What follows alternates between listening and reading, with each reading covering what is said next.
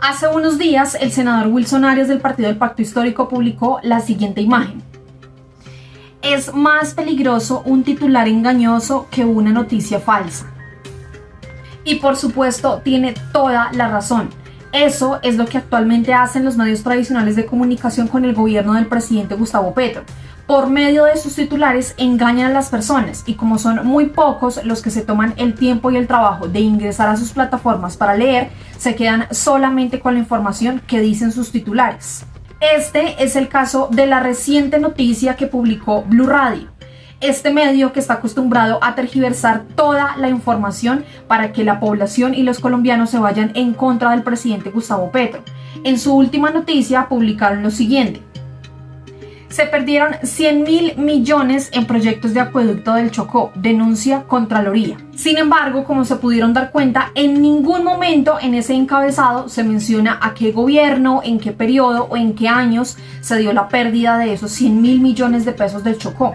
Inmediatamente, las personas que mencioné anteriormente que solamente se quedan con el titular empezaron a comentar en contra del gobierno del presidente Petro. Este fue el caso de Sergio Ojeda, quien a través de X le respondió a Blue Radio lo siguiente. Para Petro, el Chocó solo sufría de saqueos, abandono y era importante él, pero solo en campaña. Otro usuario de X, Julián Tavares, escribió lo siguiente.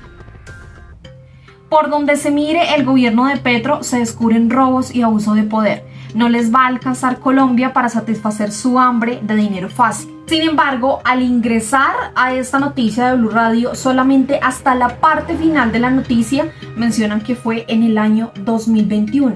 Es decir, cuando Iván Duque era el presidente de la República de Colombia.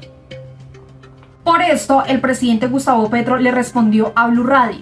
Claramente indignado porque en su titular no se habla de las fechas en las cuales se presentaron estos actos de corrupción en el Chocó. Y el primer mandatario le respondió, ¿y por qué no presentan las fechas de las pérdidas? Otros medios como la FM también publicaron esta noticia casi que de la misma manera que lo hizo Blue Radio. Esos medios tradicionales que en su encabezado no publicaron ninguna fecha y el presidente también le respondió a la FM. Tal es el grado de destrucción de la información que aquí no presentan las fechas del cometido del ilícito para encubrir un gobierno y perjudicar al otro. Adivinen cuáles. Esto mismo que ustedes vieron de la manera en la cual los medios tradicionales de comunicación titulan sus noticias pasa exactamente con la Unidad Nacional de la Gestión del Riesgo. En estos casos de corrupción que sacuden a todo el país, en ningún momento los medios tradicionales de comunicación han informado que la corrupción de esta unidad viene desde el entonces presidente Iván Duque, aproximadamente desde el año 2021, y que adicional hay personas que ya habían denunciado estos hechos, pero que la Corte Suprema de Justicia inadmitió estas denuncias. Javier Pava, quien en ese entonces era el director de la Unidad Nacional de la Gestión del Riesgo, en conjunto con el entonces también senador Gustavo Petro, denunciaron estos hechos de corrupción en el año 2021, pero aún así, teniendo pruebas, en ningún momento se investigó. Pero por supuesto, lo que preocupa también es que en ningún momento los medios tradicionales de comunicación han titulado, han mostrado a través de sus titulares y de sus noticias que el gobierno del entonces presidente Iván Duque también está involucrado en este momento en los hechos de corrupción de esta unidad. Incluso tanto han avanzado ya las investigaciones que han determinado que al menos 15 congresistas están envueltos en este escándalo de corrupción. Mejor dicho, véanlo ustedes mismos por RTVC. Este medio de comunicación que ha sido uno de los pocos que ha mostrado a través de sus plataformas y de sus canales qué es lo que está realmente sucediendo con este caso de corrupción. Presten atención, por favor. Minutos, muchísima atención, una noticia muy importante. En el calentado vamos a conocer en exclusiva la existencia de documentos judiciales en los que se denuncian hechos de corrupción que supuestamente ocurrieron entre 2018 y 2022 en la Unidad Nacional de Gestión de Riesgo y Desastres, los cuales supuestamente superan 1 billón de pesos e involucran el 60% del Congreso de la República. Nuestro compañero Juan Carlos Giraldo, editor judicial de RTVC, nos cuenta en qué consiste esta información. Mauricio, televidentes del Calentado y a la audiencia de la Radio Nacional, mucha atención. Los documentos a los que los medios públicos de Colombia han tenido acceso revelan que en enero del año 2023 fue interpuesta una denuncia ante la Sala de Instrucción de la Corte Suprema de Justicia, en los que ya se advertían de los manejos irregulares que supuestamente estaban ocurriendo al interior de la Unidad Nacional de Gestión del Riesgo.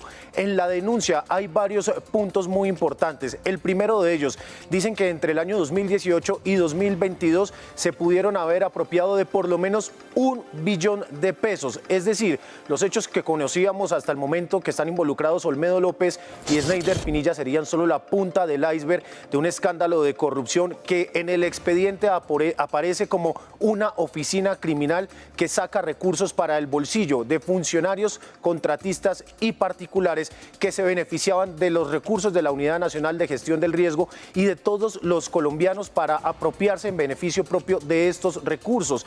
Lo más importante que también se destaca en este expediente al que tuvo acceso RTBC Noticias, El Calentado y los medios públicos de Colombia es que estas denuncias además habían sido puestas en conocimiento por quien fuera el director de la Unidad Nacional de Gestión del Riesgo para la época, Javier Pava, y por el propio presidente de la República, Gustavo Petro.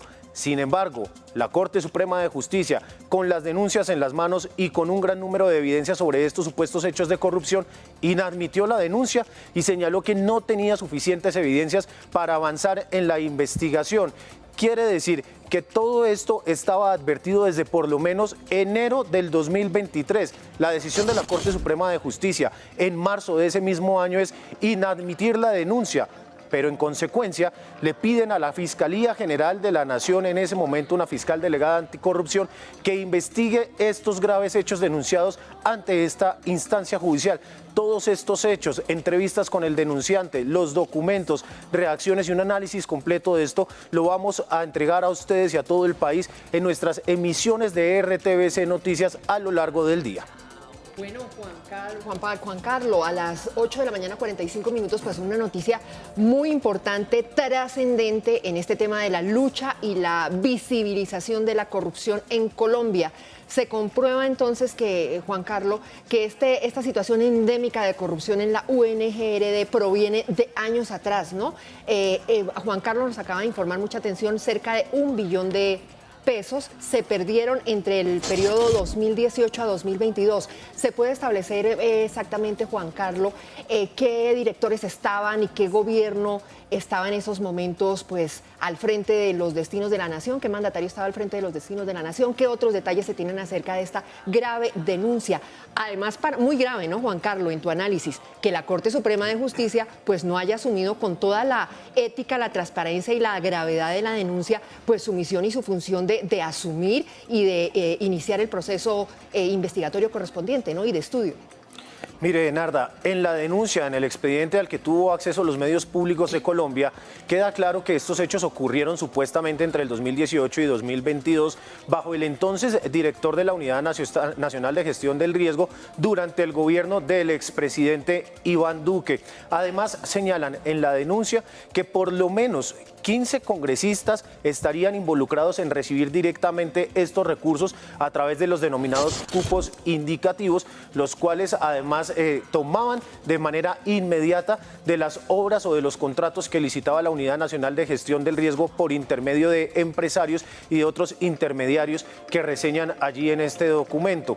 ¿Por qué la Corte no asume la investigación de acuerdo con la decisión de ellos? Porque se le pide al denunciante que como testigo entregue los nombres de todas las personas involucradas en estos hechos.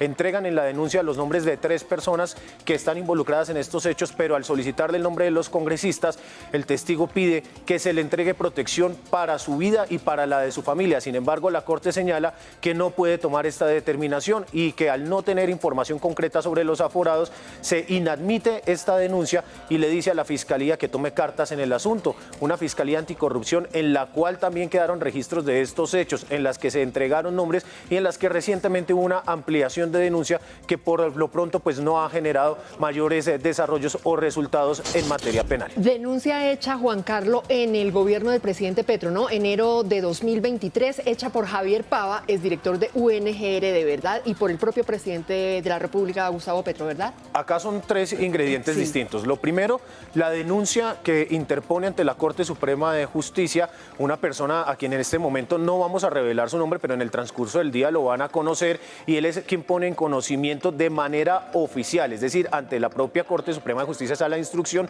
estos hechos de los que señala tener conocimiento y evidencias. Pero recordemos que en su momento Javier Pava, designado en la Unidad Nacional de Gestión del Riesgo, también advirtió que había encontrado irregularidades que podrían involucrar a congresistas, y en su momento también el propio Gustavo Petro, presidente ya de la República, señaló que tenían evidencia sobre estos hechos y hizo esta denuncia de manera pública. Sin embargo, con estos tres ingredientes, la Corte Suprema de Justicia, sala de instrucción, pues no abocó las actuaciones judiciales necesarias para arrancar con esta investigación que hoy, un año después, conocemos, pues era real, ¿no? Claro, omitió, evadió funciones la Corte Suprema de Justicia. Juan Carlos, ¿se pueden mencionar algunos de los nombres de los 15 congresistas implicados, Congreso de la República implicado en este tema de corrupción dentro de la UNGRD? Pero además es increíble decir que en el marco de la corrupción y el mapa de la corrupción global, en el cual Colombia ocupa pues un lugar tristemente en el listado, en la cumbre de los países más corruptos del mundo, 1 billón de pesos que se apropiaron, de pesos que se apropiaron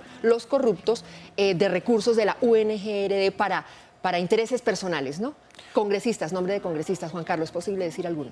Bueno, por lo pronto, como les decía, el testigo le pide a la Corte Suprema de Justicia que le entregue toda la protección para él entregar el nombre de por lo menos 15 congresistas que estarían involucrados en estos hechos, pero sí advierte muy claramente en la denuncia que la mayoría de los recursos de este billón de pesos fueron destinados o se apropiaron irregularmente cuando eran destinados a regiones como la Costa y Santander. La Costa y Santander, miren ustedes, los recursos que iban, Mauricio, para la región, para las regiones vulnerables del país en el tema de gestión de riesgos, pues tristemente, desafortunadamente, este es el drama colombiano de corrupción, el mapa de la corrupción, se van no al destino público, sino a la corrupción. Administración del expresidente Iván Duque, Juan Carlos.